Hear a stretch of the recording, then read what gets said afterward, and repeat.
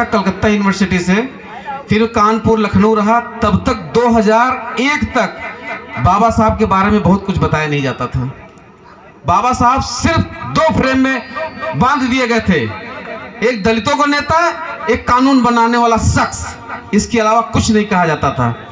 लेकिन आज आप सब क्रांतिकारी युवा के साथ आज घर घर तक ये जानकारी मिल गई कि बाबा साहब सर्व समाज के लिए सब कुछ करके गए, मजदूर के लिए करके गए, किसान के लिए करके गए, अरे सर्व समाज के नारियों के लिए इतना काम करके गए। ये समझने की जरूरत है।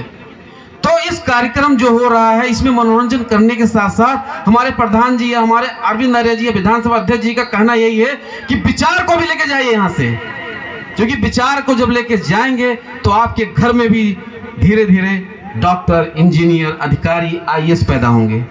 वह जरूरी है हमें। और उस आज मैं अब निकला हूं, मैं अभी बहुत बड़े पद पे नहीं हूं।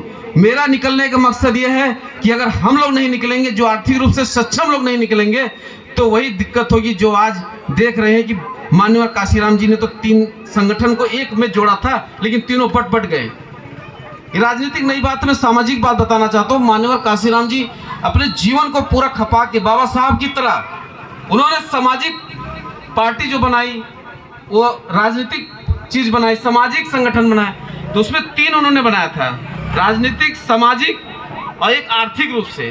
तो आर्थिक रूप से जो मजबूत करने के लिए जो उन्होंने संगठन बनाया था, वो कर्मचारियों का संगठन था, पूरे देश के अधिकारी कर्मचारी लोगों का संगठन था। मैं क्योंकि सरकारी कर्मचारी हूँ, मैं इसीलिए बताना चाहता हूँ कि सरकारी कर्मचारी के अंदर जागरूकता लाने के लिए गया था, लेकिन जो उसको बाद में संभालने वाले मिले, वो इस तरह उसको खंडित कर गए।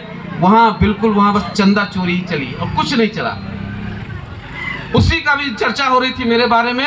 उन्हीं लोग जो कि खंड खंड तोड़ने का काम कर रहे हैं, समाज को कमजोर करने का काम रहे हैं, वो मेरे ऊपर आरोप लगाते हैं।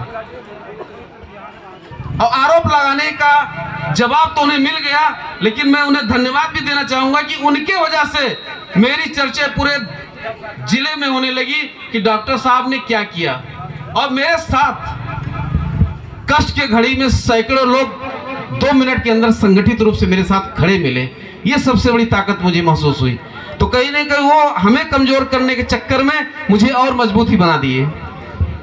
तो ये है कि अगर आप समाज के लिए एक कदम चलते हैं, तो कहीं ना कहीं आपके साथ चलने के लिए 10 लोग जरूर आपके साथ हो। 10 का 20 कदम चलने के लिए लोग तैयार हो जाते हैं। तो वो मैं वही बताना चाह रहा हूँ कि बाबा साहब का जो शिक्षा का जो जहाँ बचपन का शिक्षा, वही मैं बताने वाला था, थोड़ा सा भटक गया। बाबा साहब को चारों फेज को समझ लीजिए। चारों फेज को समझने के बाद आपको कुछ नहीं, आपको सीधा रास्ता दिखेगा। सीख क्या मिलेगी वो समझ लीजिए। वो बस मैं इसी बात समाप्त करता हूँ। बाबा साहब की जो 4 चीज थे, उन्हें बचपन की शिक्षा देखिए, तमाम भी स्पीच में या वीडियो में देखते रहिएगा कि बचपन में कितने अभाव में उन्होंने पढ़ा। पानी नहीं मिलता था, उनको पढ़ने बाहर से पढ़ाई की। उन्होंने प्राइमरी की शिक्षा कितनी कठिनाई की, फिर जूनियर की शिक्षा उन्होंने महाराष्ट्र में कितनी कठिनाई, इंटर की शिक्षा की। ये उनका जो भारत के वर्ष के अंदर की शिक्षा थी, उस समय जो है वो अछूत के रूप में जिस तरह से अपने आप को पढ़ाई पर समर्पित हुए, यह भी एक बहुत बड़ा मैसेज है। ये उनका पहला फेज था। दूसरा फेज था उनका विदेशों में जो उन्होंने शिक्षा हासिल की।